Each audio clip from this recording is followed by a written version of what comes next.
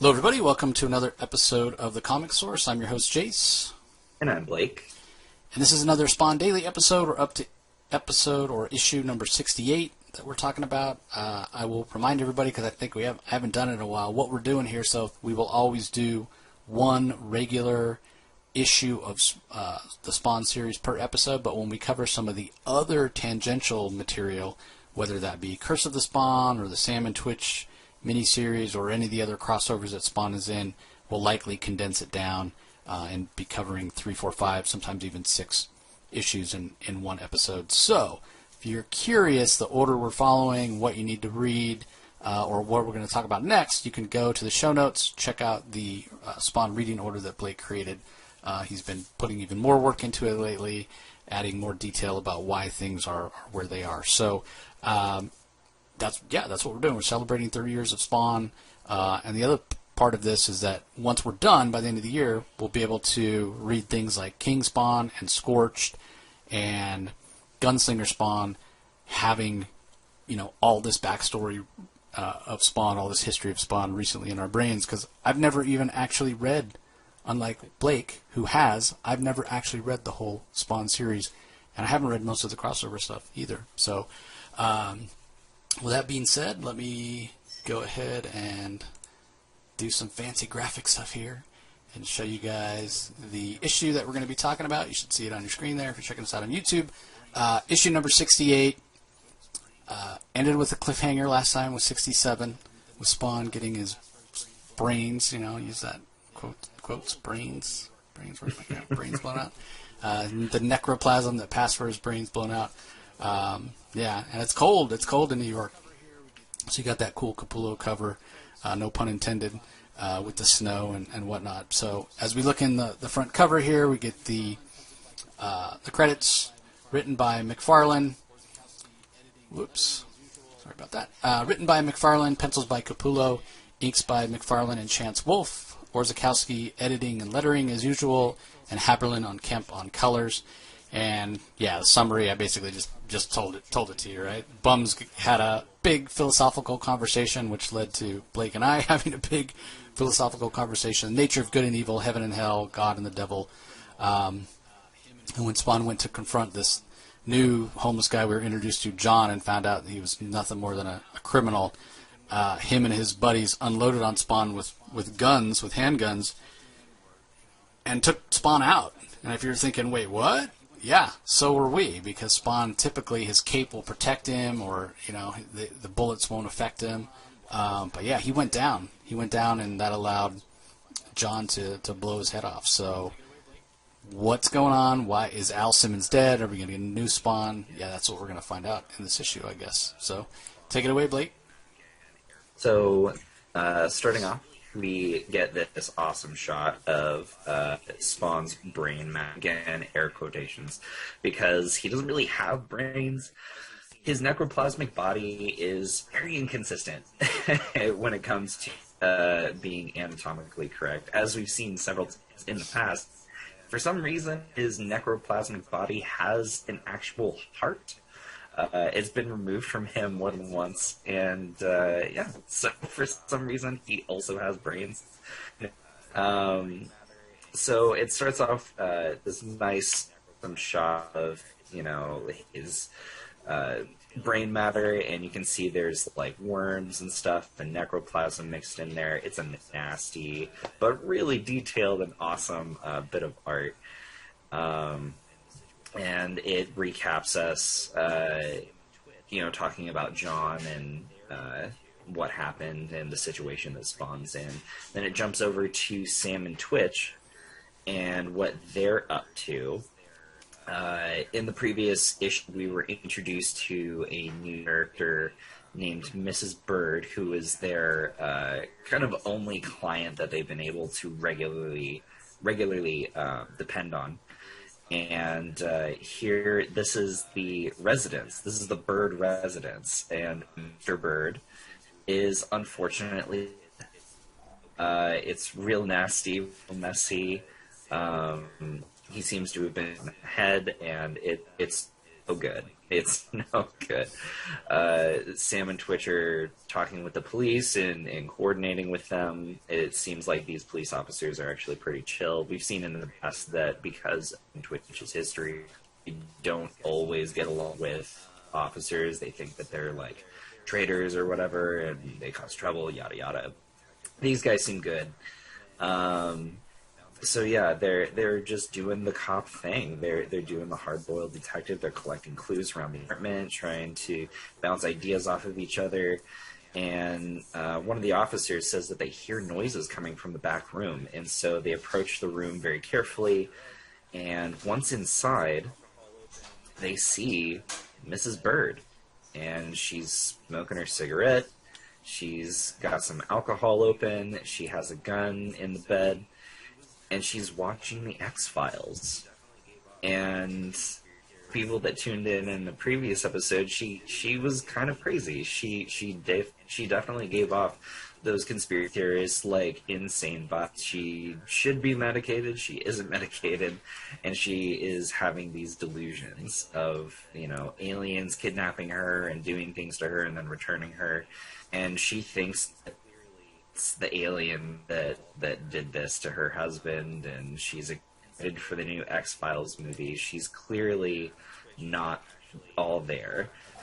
And so they take her away, and Twitch actually has to say to Sam about how it's entirely possible that he, you know, she actually fabricated the entire insanity thing, that maybe this is a long premeditated murder, and that she had been going to them as some kind of setup.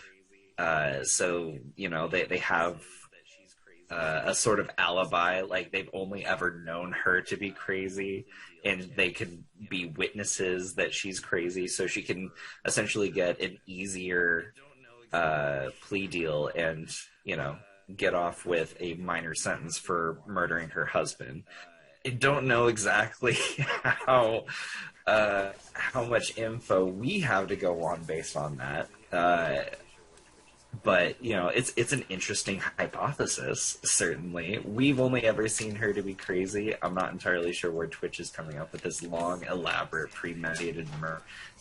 It's been going on for months. We're told that Sam had forgotten to kill her for several months. So she's been coming to them for several months, and now that she's obviously not going to pay them. So Twitch is about to unload. He is about to go on a tirade against Sam for being so forgetful, for being so negligent. He constantly forgetting groceries and this and that, and now they're going to be strapped for money. When Cog shows up, and he's holding a folder, and he's like, Spawn needs your help. You need to go to Rat City right now. And they're like, yo, man, look, we're really busy. We're kind of dealing with some stuff right now. And then Twitch is going through the file, and he's like, oh, this is like everything that we need to know. Cog showed up with the tea. He knew exactly what's going on, has all this evidence, and well, how'd you get this? Like, this is so convenient.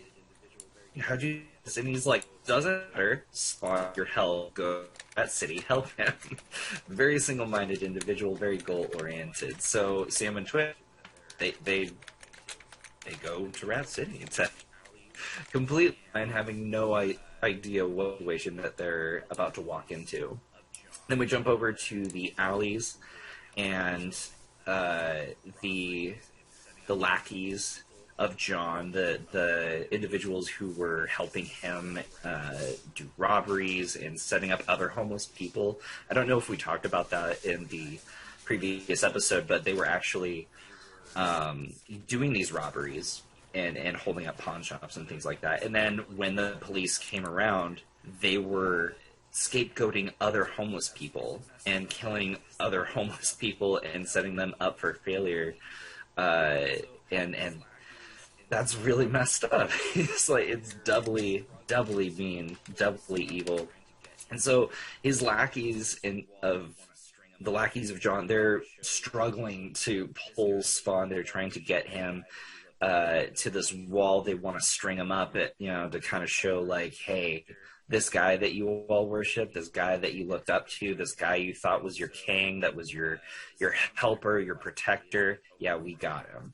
He's right there. Go check it out. And so Spawn's necroplasmic body is like over 400 pounds. It actually kind of fluctuates over these couple issues. The 400 seems to be the key number. There is like, it's just under 400 pounds. It is 400 pounds. It's over. It's a funny thing in the writing. It's a little inconsistent, but it's funny.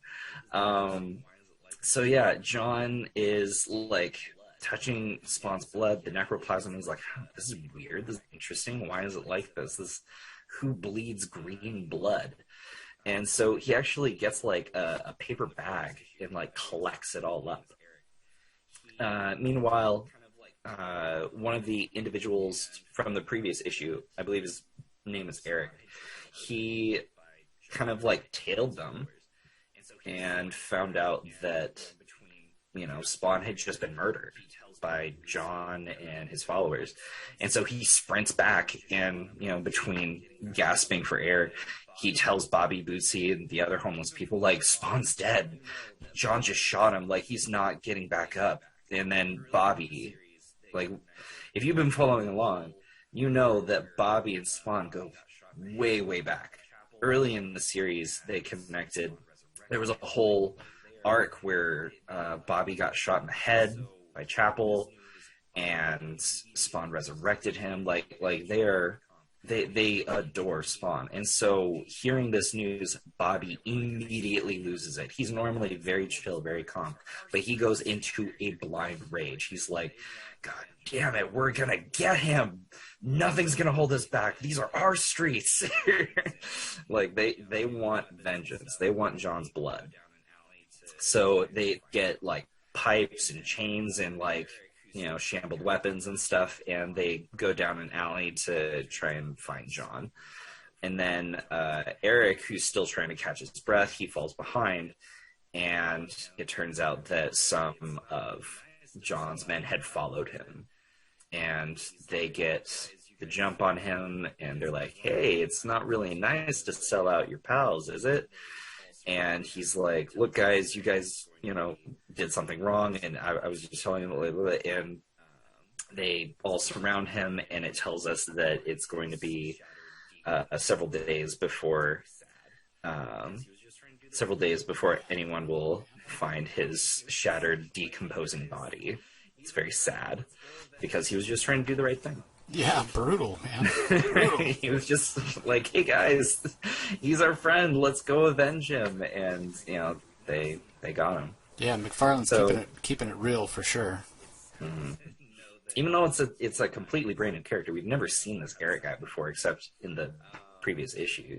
It's sad to know that, this one guy is, had a sad ending. Anyway, we get this really awesome sort of like hero shot. I don't know what to call it, but Bobby looks angry. He looks dominant. He's like got this posture. Never seen him hold himself like this before. He has a goal, and he's going to get his pound of flesh. And all the other homeless people are behind him with weapons, and Bootsy is kind of poking his head out behind like, I'm not sure about this. And then Bootsy says something. He's like, hey, look, we shouldn't be doing this. I don't feel comfortable doing this. And Bobby is angry. He flies off the handle. He's like, look, this is important to me. You need to do this. And, he thinks that Bootsy is betraying him, essentially. It was like, after everything that we've gone through with Spawn, like, how could you back out now? Like, this is so crucial. Like why would you not be involved, right now? And we're kind of left with this unknown answer. Like, why does Bootsy not follow through? All the other homeless people are like reared up, ready to go, and Bootsy's, he's fully in like all of his fears and his reasons for not wanting to proceed. but he hangs back and, lets everyone else go ahead. Then we jump over to John, the scumbag that he is, and he has this sack of necroplasm, and he hands it to this mysterious figure that's hiding in the shadows. And the hands reach out, and they thank him for, doing a good job, reaches in and pulls out, like, some nasty necroplasm. So we're introduced to this character in the shadows that John is handing the bag of necroplasm to. And we're not entirely sure who he is, but it seems that John is answering to him. It seems that this is his boss.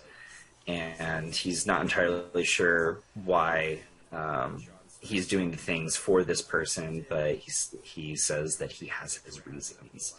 And then John starts talking about what they did and the conversations that they were having over the last couple issues. And he asks this mysterious figure, what do you think this green stuff is? And he indicates that he's had an interaction before with Spawn. He says that he could smell the stink. And then he asks John what happened to him, like where is Spawn? And then John starts bragging about how he and the boys shot him up and he's dead now, and then they strung him up as an example, and then immediately, without warning, without any hesitation, we get a close-up of John's eye as a sharp metal rod seems to go straight through it. It's very graphic, very sudden, very abrupt. And this figure comes out of the shadows holding the bag, and this shiv or knife or screwdriver, not entirely sure, it's a sharp object, says, how dare you do this? Like, I didn't tell you to kill him. That's what I wanted to do. You didn't follow my orders. You need to obey. And then on the next page, it is revealed that this mysterious figure that John had been taking orders from is the Freak. We have not seen the Freak since, like, issue 34, 35. It's been a long time since the Freak has been around. And the last time that interaction went, it seemed that the Freak had, like, big plans for Spawn. But hearing this news that Spawn's dead now, he's upset. So he goes on this big tirade about how our rules are my rules, and thinking independently is not good. And this is what thinking independently will get you, as he gestures to John and his bleeding eye on the ground. And he's like, look to your example. Do whatever I say exactly as I say it. And he just goes on a big selfish tirade about how he's the leader, and the rest of them are maggots and things like that. And then it jumps to this very sad shot of Spawn's strung up body, and the head damage seems a lot worse than the end of the previous issue. At the end of the previous issue, it looked like some of his head may still remain, but we see here at the end, as he's strung up and crucified, he's spread-eagled and everything on this wall. He's got, like, pipes in him, and he's got chains holding him up. His head is completely gone. There's just a stump. And yeah, it's not looking good for Spawn. It's seeming like all fingers are pointing to him being just dead. Like he's just a corpse hanging on the wall. Very similar to how Spawn did to Curse. If I remember correctly, in the early issues when Curse first shows up, Spawn kind of dismembers him and then hangs him up on a wall, and we get a couple shots of that every now and again until eventually the Curse just isn't there anymore.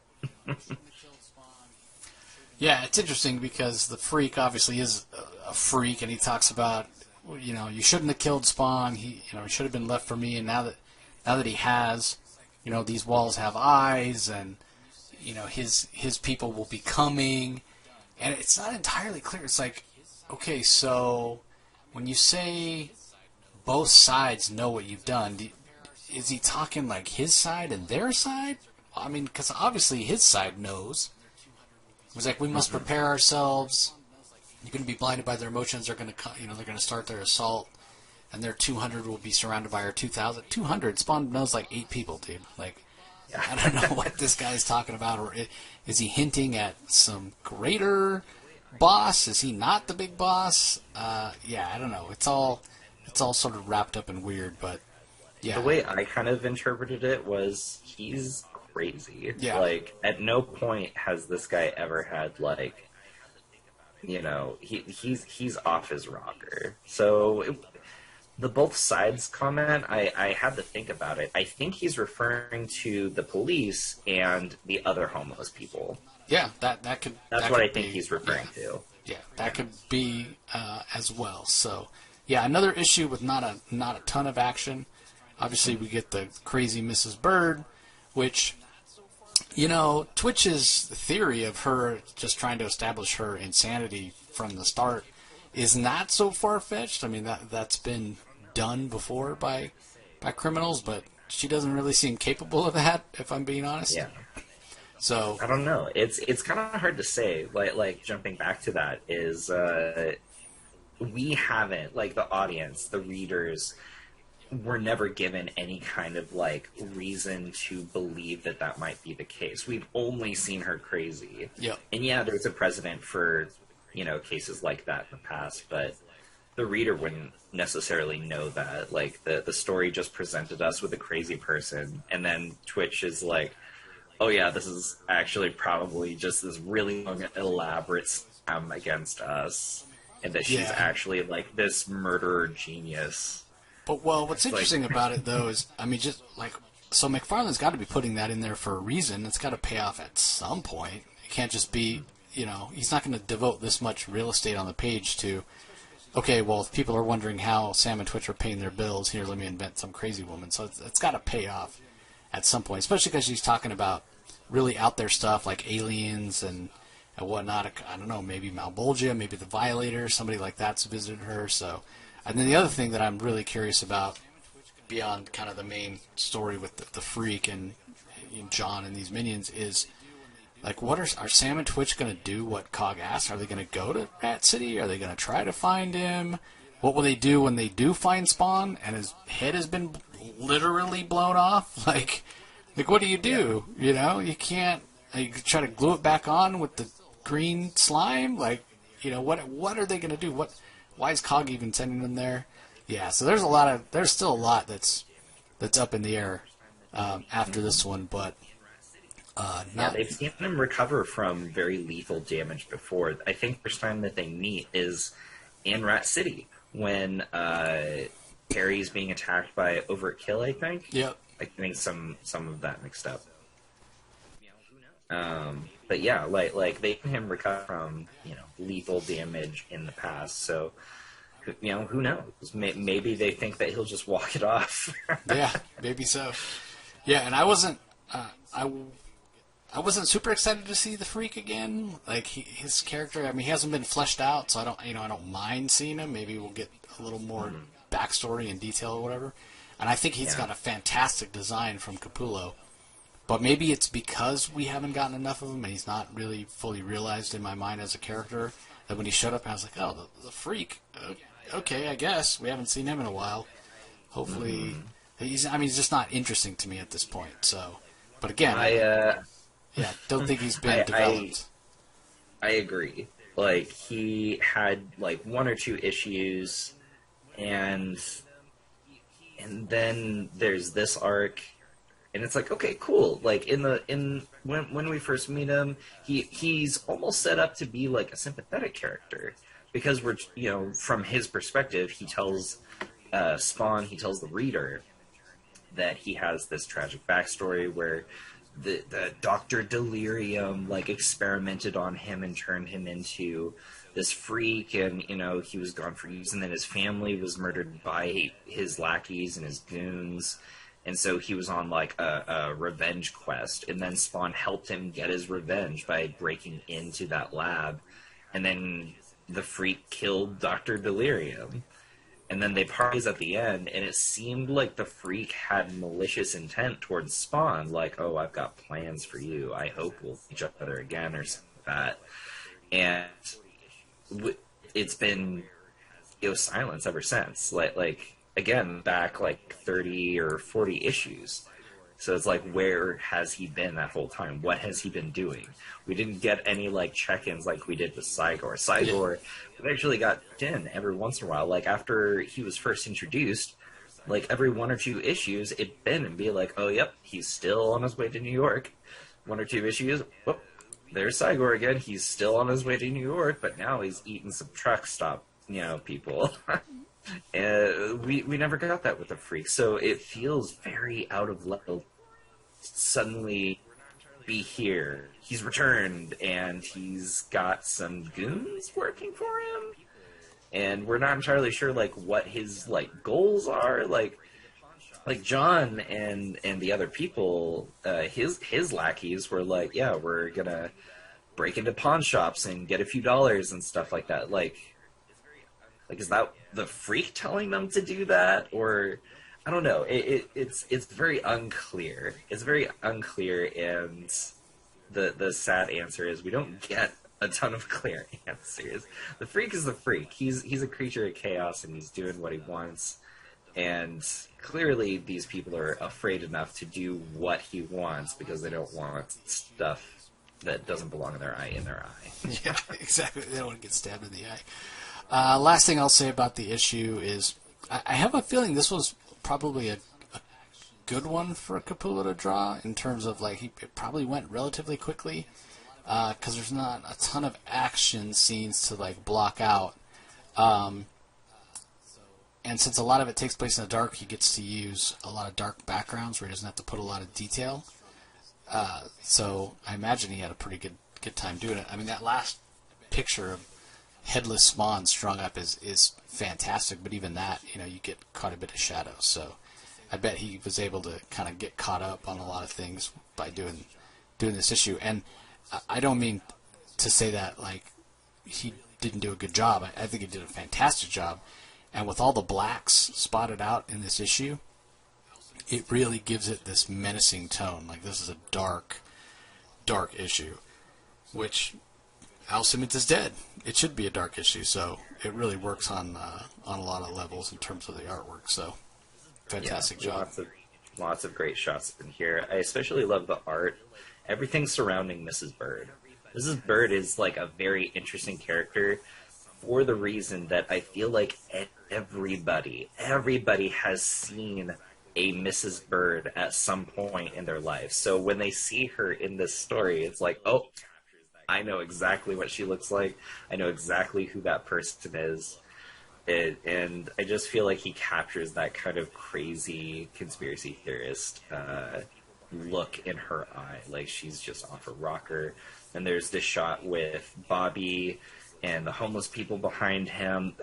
It's just great. Like, you've never seen him in that light, and he just looks like he's ready for war. And then, like you said, that final shot of Spawn just struck out. It is just great art playing with those dark spaces. Yep, agree 100%. All right, well, that's going to do it for this episode, everybody. Hope you guys all enjoyed our look at this particular issue. We appreciate you joining us as always, and we'll talk to you next time. See you later.